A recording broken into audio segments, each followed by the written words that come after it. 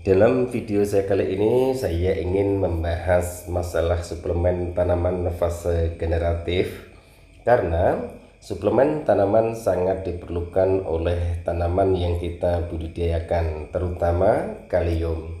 Kalium itu berperan dalam pengangkutan karbohidrat ke seluruh bagian tanaman, terutama organ-organ generatif, membentuk selulosa dan jaringan kayu, mengatur transportasi mineral hara yang lain, mengatur pembukaan stomata dan mengaktifkan enzim-enzim pada tanaman yang kita budidayakan. Dalam kesempatan kali ini saya ingin berbagi pengalaman dengan sahabat-sahabat tani semua, bagaimana pupuk apa yang saya berikan sehingga tanaman cabai saya ini berbuah sangat lebat. Jika video ini bermanfaat silahkan like, komen, dan subscribe. Jika seandainya tidak bermanfaat silahkan di skip saja teman-teman, karena niat kami di sini hanya ingin berbagi pengalaman. Siapa tahu video-video yang kami bagikan bisa menginspirasi sahabat-sahabat tani semua.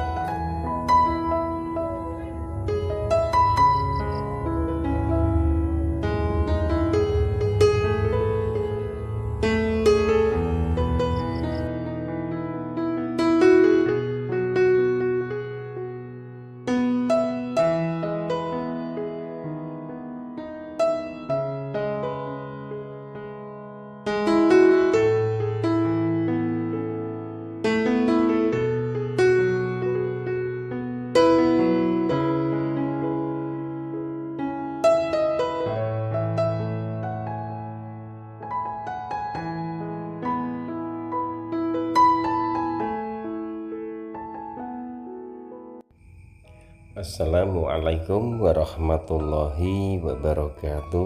Bismillahirrahmanirrahim. Allahumma sholli ala Sayyidina Muhammad wa ala ali Sayyidina Muhammad.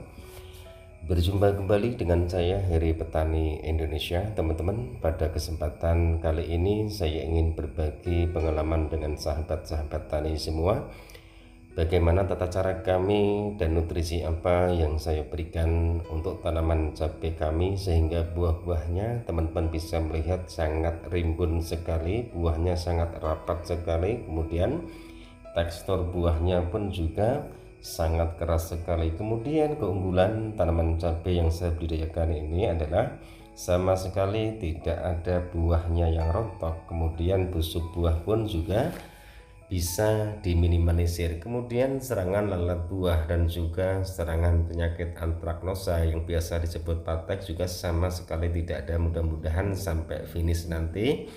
Kemudian di sini juga saya ingin berbagi pengalaman nutrisi apa, kalium apa yang saya berikan untuk tanaman cabai kami ini.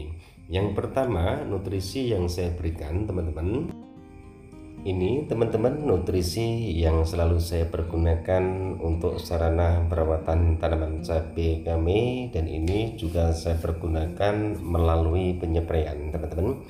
Yang pertama adalah Kalinet. Kalinet merupakan kombinasi sinergis unsur kalium dan boron, konsentrasi tinggi dalam bentuk kationik dan instan, mudah diserap dan dimanfaatkan untuk mengoptimalkan pembentukan buah, bulir, biji, dan umbi, meningkatkan rendemen, kualitas, dan daya simpan hasil panen. Jenis pupuk semprot. Kemudian yang kedua adalah MKP teman-teman. MKP ini yang selalu saya pergunakan, monokalium fosfat. MKP Pak Tani merupakan pupuk monopotasium fosfat teman-teman, berbentuk kristal yang mudah larut dalam air sehingga sangat mudah diaplikasikan dengan cara disemprot. maupun dikocorkan, dapat diaplikasikan lewat tanah, daun, ataupun sistem hidroponik. Dan manfaat dari MKP ini teman-teman silahkan dibaca saja di kemasan produk tersebut. Kemudian yang kedua adalah cover WP teman-teman. Ini juga selalu saya pergunakan untuk saya jadikan perawatan tanaman cabai saya. Cover WP partikel mineral teraktivasi sebagai pelapis permukaan tanaman untuk menghambat inkubasi fungsi patogen, menstabilkan pH pada permukaan tanaman, meningkatkan efikasi fungisida, berbentuk WP serta melindungi tanaman dari cuaca terik teman-teman. Kemudian melapisi permukaan tanaman dengan partikel mikron yang menghambat, pencegah perkembangan spora, jamur, dan patogen. Teman-teman bisa baca sendiri nanti kegunaannya di kemasan produk tersebut. Nanti setelah itu baru dilakukan penyepraian. Yang ketiga adalah Abasel. Ini yang selalu saya pergunakan tunggal teman-teman. Insek saya selalu menggunakan tunggal karena saya tidak biasa mixing fungisida dengan insektisida teman-teman. Jadi insektisida sama kalium dan juga kadang-kadang juga dengan nutrisi. Kemudian yang kedua fungisida dengan kalinet, kemudian cover WP dan juga MKP. Itu yang selalu saya pergunakan teman-teman. Tapi teman-teman silahkan mau di mix juga silahkan, asal mixnya itu dilakukan tepat dan benar sehingga tidak overdosis pemakaian pestisida tersebut. Kemudian langkah-langkah berikutnya adalah pemberian kapur dolomit pada tanaman cabai jika cuaca ataupun di daerah teman-teman semua itu setiap hari sedang diguyur hujan, karena biasanya jika hujan itu turun setiap hari kelembapan tanah otomatis sangat tinggi, kemudian akan mempengaruhi pH tanah tersebut. Jika pH tanah itu sudah drop, usahakan tambahkan kapur dolomit, bisa dengan cara ditabur, bisa juga dengan cara dikocor. Terserah teman-teman bagaimana tata cara mengaplikasikan kapur dolomit tersebut.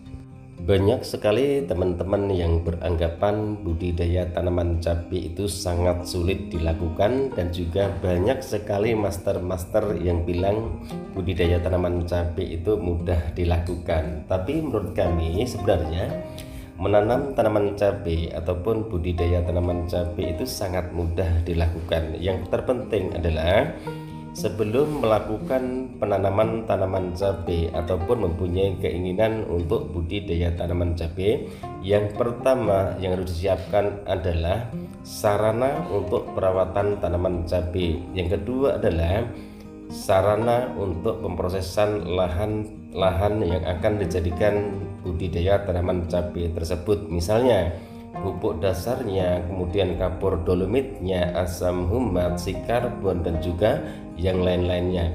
Kemudian setelah tanaman cabai itu ditanam, otomatis tanaman itu sudah memasuki fase vegetatif. Yang harus disiapkan adalah asam amino, mordenfol, Vitaron SL, dan juga ultradap. Nanti jika sudah pembukaan yang ketiga, harus disiapkan juga pupuk NPK 1616. Tujuannya adalah agar tanaman itu pertumbuhannya lebih cepat, karena di kandungan pupuk NPK 1616 tersebut ada 3 unsur, yaitu N dan PK. Kemudian siapkan juga fungisida dan insektisidanya. Jika teman-teman masih pemula, usahakan insektisidanya siapkan 2 bahan aktif, yaitu insektisida sistemik dan juga insektisida kontak. Kemudian fungisidanya pun juga sama, sistemik dan juga kontak.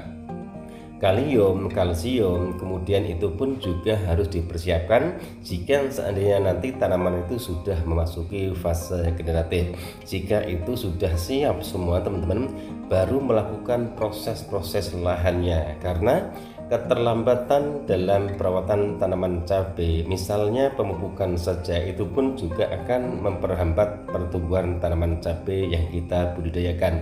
Makanya diibaratkan sedia payung sebelum hujan. Sebelum melakukan penanaman tanaman cabai, persiapkan apa yang akan dibutuhkan jika tanaman cabai itu sudah dipindah tanamkan.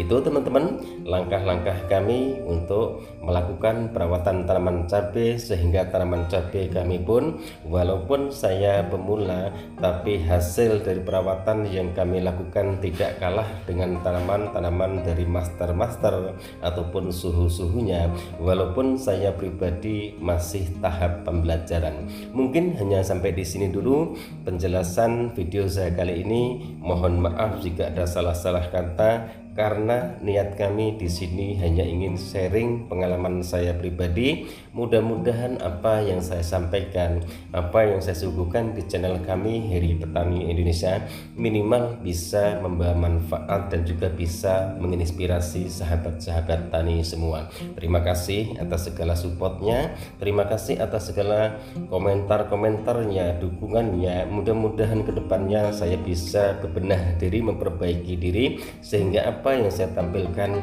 bisa membuat teman-teman semua itu tidak kecewa. Wabillahi taufik wal hidayah. Wassalamualaikum warahmatullahi wabarakatuh.